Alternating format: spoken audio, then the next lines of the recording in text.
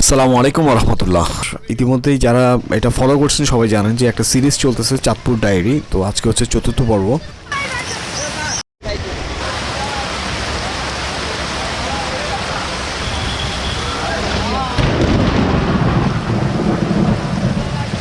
ওই সুবহানাল্লাহ, just look at that, কি অবস্থা। বৃষ্টি যেহেতু টানা হচ্ছে, একটা বাইক রাইড দিব। পারবো পুরো, কিন্তু বিসমিল্লাহ, ওয়াটার তো আমি তো বাড়ি দিয়ে যাবো। সিঙ্গারা দিন তো। আজে ভাত রাঁধে, আমি চাইলে রাত্রে থাকতে পারবো।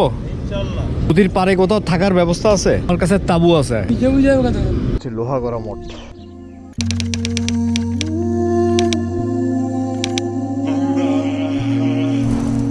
আর কথা না বেরিয়ে শুরু করা যাক আজকের পর্ব। আমি হোটেল থেকে চেক আউট করলাম, করে বের হয়ে পড়লাম। ম্যাপ ঠিক করছি, যাচ্ছি ইনশাল্লাহ মতলব, উত্তর মতলব, ওখানে মোহনপুর। আজকে সানি ডে, গতকাল তো প্রচুর ঝড় বৃষ্টি হয়েছিল।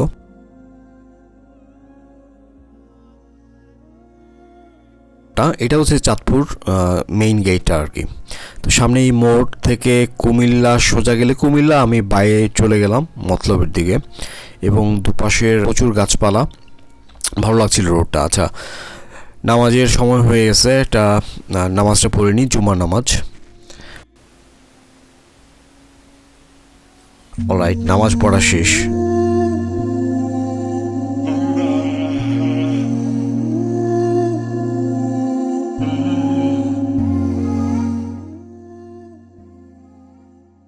তো একটু পরেই আমি বাঁদিকে টার্ন নিলাম। এখান থেকে যে সাইনবোর্ড দেখা যাচ্ছে ওখানে লেখা আছে যে সামনে হচ্ছে মতলব সেতু, মতলব ব্রিজ। তো একটা ছবি তুলে নিয়ে আবার রওনা দিলাম, এবং মতলব ব্রিজে উঠেই মুগ্ধ হয়ে গেলাম, খুব বেশি সুন্দর। ম্যাপে দেখেছিলাম যে নদীর পাড় ধরে যাওয়া, নদীর পাড় দিয়ে যাব, আর দুপাশে এই প্রকৃতি এবং সব কিছু দেখে খুবই মুগ্ধ হচ্ছিলাম।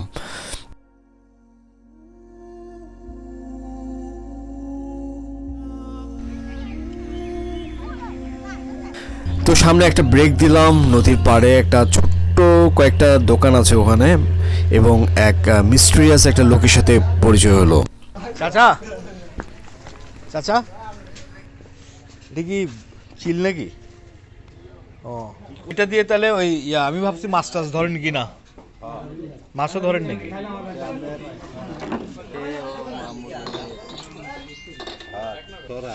ছড়া, ও কিনছেন কি? আচ্ছা আচ্ছা।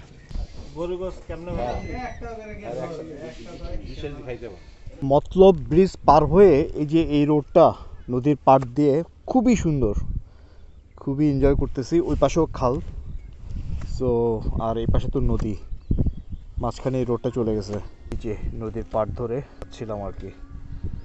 সামনে টার্ন নিতে হবে, আর আছে বেশি না, 13 কিলোমিটার। সো আবার রওনা দিলাম। এই রাস্তাটা আসলেই মনোমুগ্ধকর। এই যে নদীর পাশ দিয়ে যাচ্ছি, এটা হচ্ছে মূল নদী মেঘনা নদী থেকে এটা আরেকটা নদী, এটা হচ্ছে ধনাগোদা নদী। ওই নদীর পাশ দিয়ে যাচ্ছিলাম, এবং এই যে গ্রামটা দেখছেন, এটা হচ্ছে যেই জায়গাটা পার হচ্ছে চর মাছুয়া। ভীষণ ভালো লাগছিল। তো সামনে এখানে চলে আসছি মোহনপুর, ওই যে বাইরে দূরে দেখা যাচ্ছে মোহনপুরের গেট। বাট তার আগে একটু পানি পান করা যাক। ওকে, আখের রস মেরে দিয়ে চললাম মোহনপুর পর্যটন কেন্দ্রের দিকে। এই যে এই গেটটা দেখা যাচ্ছে, লেখা আছে মার্কেট, পর্যটন মার্কেট। পর্যটকদের জন্য এখানে বেশ কিছু দোকানপাট করা হয়েছে। ডান দিকেই হচ্ছে পর্যটন কেন্দ্র। তো ওখানে টিকিট কেটে ঢুকতে হবে। তার আগে আমি একটু যাই মার্কেটে, দেখি একটু দোকানপাট কি আছে, এবং প্রায় আসরের সময়ও হয়ে আসতেছে।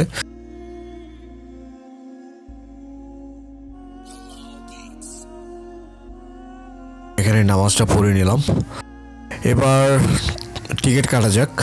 কই গেল টিকিট কাউন্টার? নাকি টিকিট হচ্ছে 100 টাকা, তবে আপনি যদি লাঞ্চ সহ টিকিট কাটতে চান সেক্ষেত্রে হচ্ছে 350 টাকা। চলে আসলাম মোহনপুর পর্যটন কেন্দ্রের ভিতরে। সো এখানে আরেকটা গেট আছে, প্রতিষ্ঠাতা মিজানুর রহমান। সো শিপিন, এখানে একটা রেস্টুরেন্ট দেখা যাচ্ছে, আর হার্ট শেপের, বাহ সুন্দরই তো। বাহ। একটা হালকা একটা ধারণা দিয়ে দিই। ঢোকার পরেই যে এদিক দিয়েই এই যে যেগুলো সামনে হচ্ছে এগুলো রিসোর্ট, এগুলো এখনো শুরু হয়নি, এগুলো সামনে শুরু হবে। একটা শিপের মতো দেখতে একটা রেস্টুরেন্ট। সো ঢোকার পরে সোজা সোজা সামনে চলে যাওয়া যাবে, এদিক দিয়ে বিচের পাড়ে, এদিক দিয়েও যাওয়া যাবে, একই কথাই। মানে ঠিক মাঝখানে আছে একটা থিম পার্ক, বাচ্চাদের খেলাধুলা করার একটু জায়গা, বাগান। তারপরে বিচের লাস্ট মাথায় আছে অল্প কিছু ঝাউবন, আর এই চেয়ারগুলো এগুলো আছে শেষ পর্যন্ত আর কি, 150-200 পর্যন্ত হবে, অত লম্বা না, পুরো বিচটা অ্যারাউন্ড 1 কিলোমিটার পর্যন্ত হবে। এই যে স্পেসটা দেখা যাচ্ছে, এখানে বারবিকিউ করার অর্ডার করলে এরা বারবিকিউ করা হয়। এখানে একটু খবর নিব পরে। একটা থিম পার্ক, বাচ্চাদের জন্য কিছু রাইড আছে, দোলনা টোলা। লাস্ট মাথায় এখানে কিছু ঝাউবন আছে, ঠিক থিম পার্কের এই পাশেই।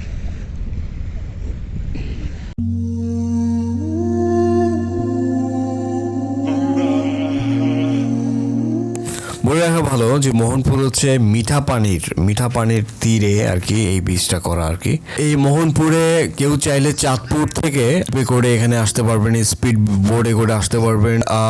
মোহনপুর এটি জায়গাটাকে আসলে কাস্টমাইজ করে ওরা এত সুন্দরভাবে করছে, মিনি কক্সবাজারের মতো ওরা এটা মানে তৈরি করছে আর কি। এখানে বাচ্চাদের জন্য একটা থিম পার্কও আছে, ছোটোখাটো একটা থিম পার্ক, এবং বেশ কিছু রাইড আছে, নাগরদোলা, দোলনা এবং গাড়ি ইত্যাদি।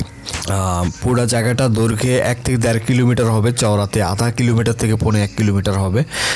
তো ফ্যামিলি, পরিবার পরিজন নিয়ে ভালো লাগবে। এখানে রেস্টুরেন্ট আছে, এটা শিপের আদলে তৈরি করা, আর কক্সবাজারের মতো ওই চেয়ারগুলো আছে।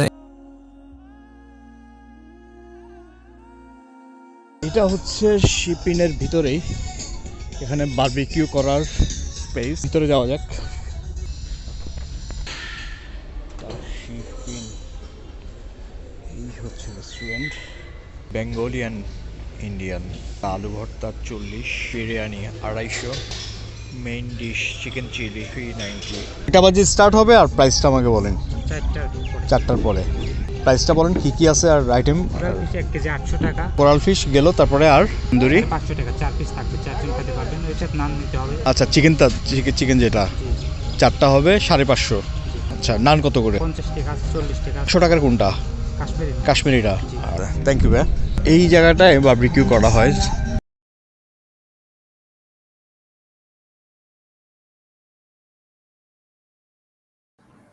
তো আমি একটু পজ করি। এই যে বাঁদিকে যে রোডটা দেখছেন, হতে পারে যে এই রোডটা দিয়েও বের হয়ে চলে যাবে, মানে ঢাকা চিটাং হাইওয়েতে উঠা যাবে এই রোডটা দিয়ে। এই রোডটা দিয়ে কিভাবে যেতে হবে দেখানোর আগে আমি টোটাল ম্যাপটা আগে দেখাই। আমি একটু জুম করে নিই। আমি আজকে চাঁদপুর থেকে চলে আসি এই যে মতলব দিয়ে, এই মতলব ব্রিজটা হচ্ছে এখানে, মতলব দিয়ে চলে আসি এই যে মোহনপুর। টোটাল হচ্ছে অ্যারাউন্ড 40 কিলোমিটার। তো এখানে মেইন নদীটা হচ্ছে এই যে দেখা যাচ্ছে নীল, এটা হচ্ছে মেঘনা নদী। আর আমি যে নদীর পাড় দিয়ে অর্ধেকটা পথ এসেছি সেটা হচ্ছে এই যে মতলব থেকে দেখেন এই যে আঁকাবাঁকা এই যে নীল কালারের যে ইয়েটা, এটা হচ্ছে ধনাগদার নদী। পাশ দিয়ে এসে এখান থেকে এসে আমি মেঘনা নদীর পাশ দিয়ে এসে মোহনপুর চলে এলাম। এখান থেকে এবার যদি আমি দেখাই, এই যে সামনে একটা সাদা একটা দাগ, এটা হচ্ছে একটা পথ। তো এদিক দিয়ে বের হয়ে আমি এদিক দিয়ে এই যে গৌরীপুর বের হতে পারবো, যেদিক দিয়ে আসলে আমি ঢুকেছিলাম আর কি। যারা এই সিরিজটা ফলো করতেছেন তারা প্রথম দিকে দেখেছেন আমি কিভাবে এখানে এসেছি। এই রুটটা সামনের জন্য তোলা রইলো, সামনে ইনশাল্লাহ এদিক দিয়ে আমি বেরোবো, বেরিবাদ এবং নদীর পাড় দিয়ে। তো অবশ্যই এক্সাইটিং। ওকে, মোহনপুর ঘোরা শেষ করে আবার রওনা দিলাম।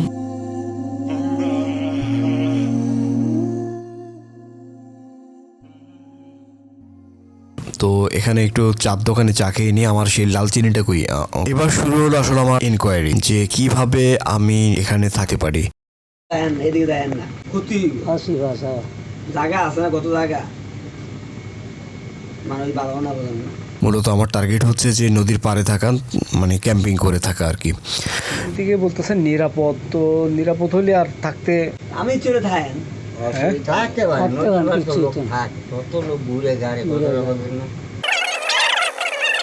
এই গাছটার গোড়াতে দিকে দেখা যাবে।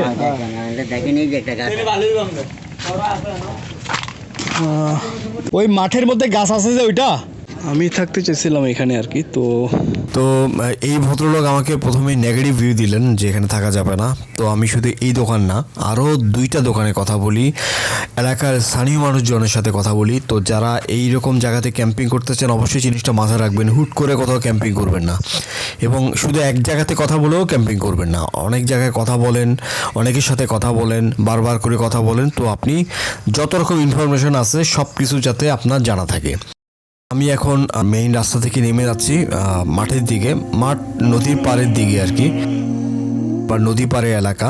তো খুব ভালো লাগছিল, খুব বাতাস অলরেডি আমি ফিল করতেছিলাম। এখানে যেতে যেতে দেখলাম যে ভ্রাম্যমান কিছু মানে মানুষ ছিন্নমূল টাইপের। পরে জানতে পারলাম এরা হচ্ছে গারিয়া বা গারকা কি জানি বলে এদেরকে, এরা বৈদ্য বা ওঝা আর কি।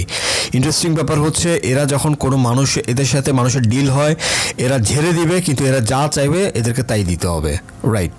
যাদের চিকিৎসা এরা করবে যাই চাইবে তাই দিতে হবে, থালা বাসন, গরু, ছাগল, এনিথিং। এটাই হচ্ছে ডিল। ব্যাপারটা অদ্ভুত হলেও এটাই ট্রু, এবং মানুষও এদেরকে চিকিৎসা করতেও দেয়, বিশ্বাস আর কি। এখানে নদীর পাড়ে 2টা তাল গাছ দেখলাম, বাহ খুবই ভালো লাগলো। এখানেই আশা করি এখানেই ক্যাম্পিং করব। সূর্য যাওয়ার বেশি দেরি নেই, তাবু সেট আপ করে ফেলি। খুব ভালো লাগতেছে, বেশ বাতাস।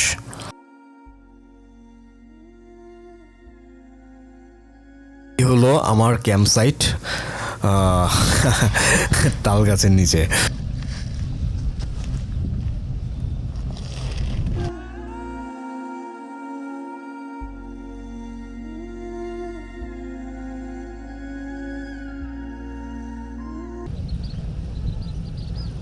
তো 6:13 বাজে, আলহামদুলিল্লাহ সব সেট আপ করে ফেলছি। তো নদীর পাড়ে আর কি, পারফেক্ট বলা চলে, একটা স্বপ্নের মতো একটা প্লেস। কারণ এখান থেকে প্রচণ্ড বাতাস নদীর পাড়ে, আর তাল গাছের নিচে জাস্ট মাথায় তাল তো নাই, মাথায় তাল না পড়লেই হইল।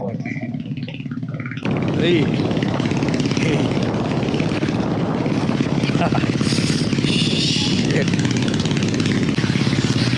এটা ওই ইয়াগুলা না লাগার পর্যন্ত এরকম উড়ে যাবে।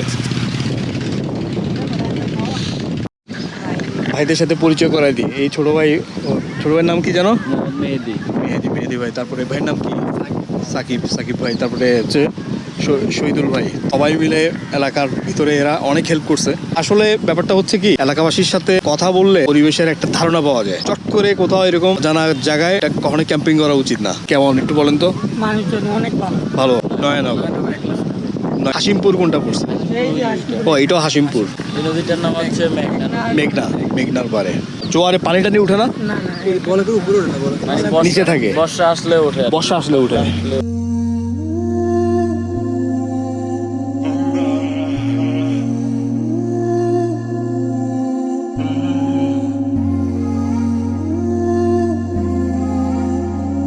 এখান থেকে কিন্তু আমাকে পরে মুভ করতে হয়েছে। মুভ করে এখানে নিয়ে আসলাম। এটা হচ্ছে একটা বাসার কাছে। তো ওরা বললো যে এটাই সবচেয়ে আপনার জন্য সিকিউর হবে, কারণ একটা কারণ আছে। কারণটা হচ্ছে যে মেঘনার এই নদীতে ডাকাতিও হয়। তো এই হচ্ছে তাঁবুর ভিতরে। 7:15 বাজে, মাগরিবের নামাজ পড়ে ফেলছি। একটু ভুল হয়েছে, বেডিংটা বের করে ফেলি। ওকে, লিটল ফ্যান।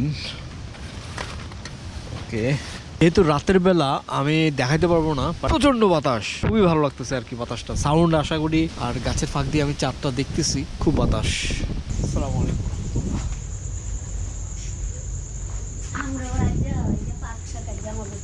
আচ্ছা, না তো এটা কোনো সমস্যা না। প্রত্যেকদিন মাছ ভালো লাগে না, আজকে তো বলা যাই না, ধরতে পারি 3 ছেলে মেয়ে সেখানে। রাত 11টার দিকে চা খেতে ইচ্ছা হয়েছে, শরীফ ভাইকে নিয়ে বের হলাম, কিন্তু কোথাও চা নেই। চা নেই তো কি করব, চলে গেলাম একেবারে মোহনপুর পর্যন্ত। মোহনপুরে কিন্তু খোলা ছিল, গাভীর দুধ দিয়ে আমরা চা খেলাম, অনেক ভালো ছিল চাটা।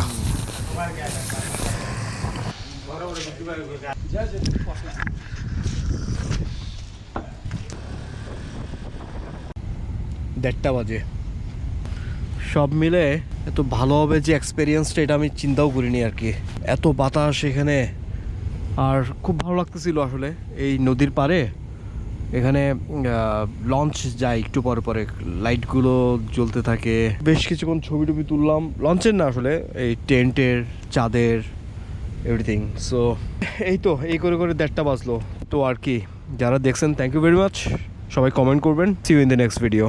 আস্তালা ভিস্তা।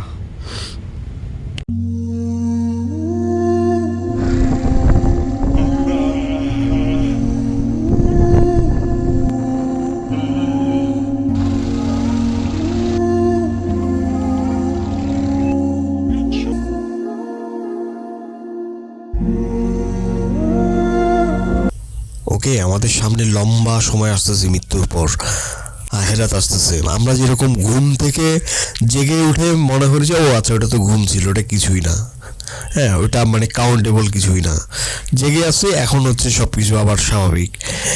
তেমনি ওরকমই মনে হবে আমরা যখন কবরে যাব, আমাদের যখন মৃত্যু হয়ে যাবে হঠাৎ করে, তারপরে আমাদের চোখের সামনে পর্দা সরে যাবে এবং মনে হবে যে এই তো শুরু হলো, এটাই জীবন। আগে এতদিন তো আমরা স্বপ্নের ভিতরে ছিলাম, হ্যাঁ তখন মনে হবে যে স্বপ্নের ভিতরে। এবং তখন অনেক মানুষ আফসোস করবে যাদের কথা আল্লাহ তাআলা ঘোষণা করে দিচ্ছেন যে কেন করলাম না, কেন করে আসিনি।